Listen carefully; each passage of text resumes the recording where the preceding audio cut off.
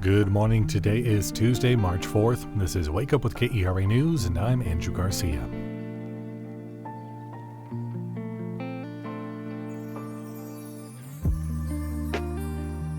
North Texas saw a major storm sweep across the region this morning. The larger effects of the storm have tapered off, but a high wind advisory will remain in effect until 9 p.m. And poor travel conditions are in play as scattered debris, slick roadways, high winds, ponding, and traffic accidents are expected throughout the region.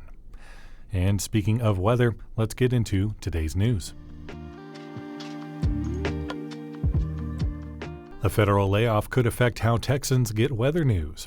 Last week, between 600 and 800 people were fired from the National Oceanic and Atmospheric Administration, or NOAA. The agency's former head of research says that cut could lessen the accuracy of severe weather warnings, which Texas gets often. He says the quality of the forecasts could affect the public's ability to take appropriate action in a timely manner.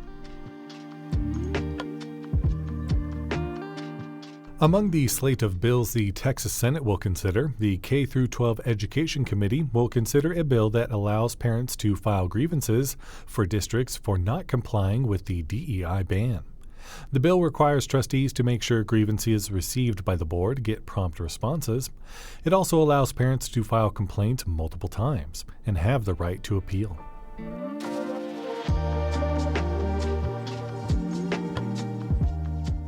Texas lawmakers are considering a raise for workers who care for people with disabilities.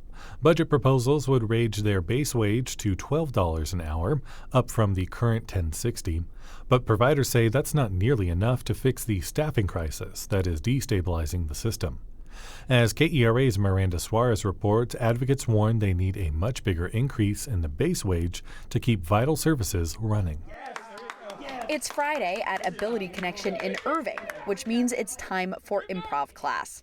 Jim Hanafy is the instructor, and he picks Chris Sanderson to star in the next scene. You ready to go? I'm the main guy. You're the main guy. Today, Sanderson is a TV producer. The star of his show is a big stuffed dragon. Daisy the dragon. Daisy the dragon needs a new trainer. With encouragement from the audience, Sanderson's classmates teach Daisy some classic dog tricks. One of them chucks a glue stick. Oh, look at that. She did fetch it. Very good. Look at you.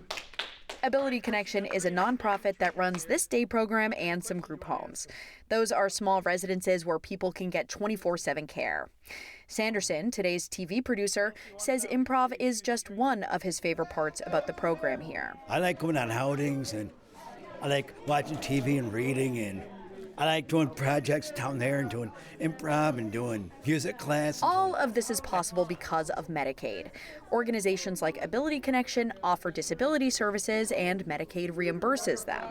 But providers say the low base wage for workers, set by the state legislature, makes it impossible to recruit and retain staff. Jim Hanafy is not just the improv teacher at Ability Connection, he's also president and CEO. He says they're down to half the number of group homes they used to run. Staffing in those homes was just such a nightmare. We were constantly, paying overtime, and people were working 50, 60 hours a week, and it was just killing us. Other providers around the state are saying the same thing. They're shutting down group homes because of staffing problems. Lawmakers are considering a bump in the base wage from $10.60 to $12 an hour. Hanafy says he can barely get people in the door for $15. Without a big raise, I don't know if we'll be here long term. Advocates say to stem the bleeding, workers need a base wage of $17.50 an hour.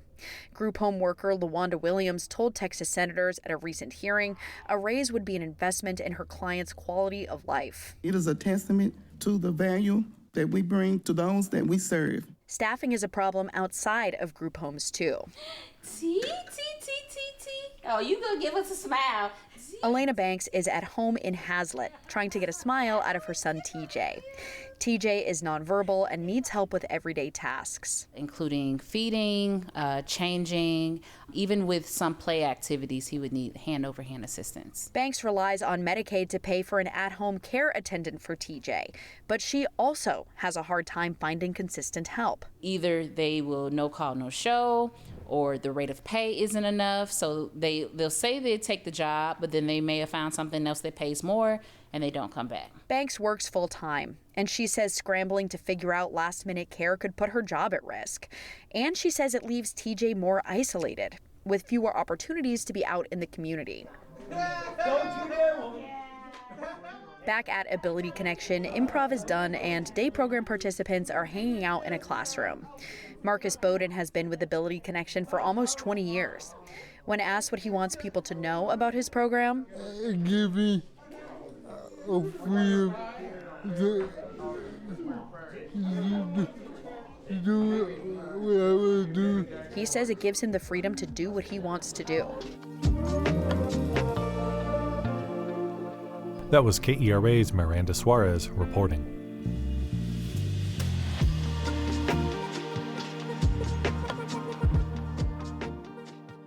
The Mavs lost big to the Kings last night, final score 122-98.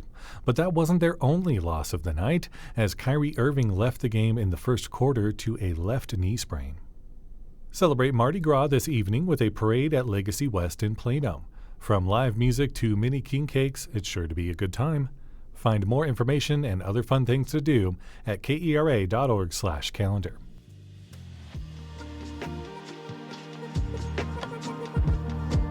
Thanks so much for listening to Wake Up with KERA News. I'm your host, Andrew Garcia.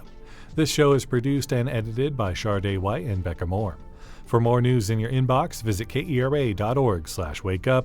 That's where you can subscribe to the Wake Up with KERA News newsletter and get some good morning vibes from our colleague Catherine Hobbs.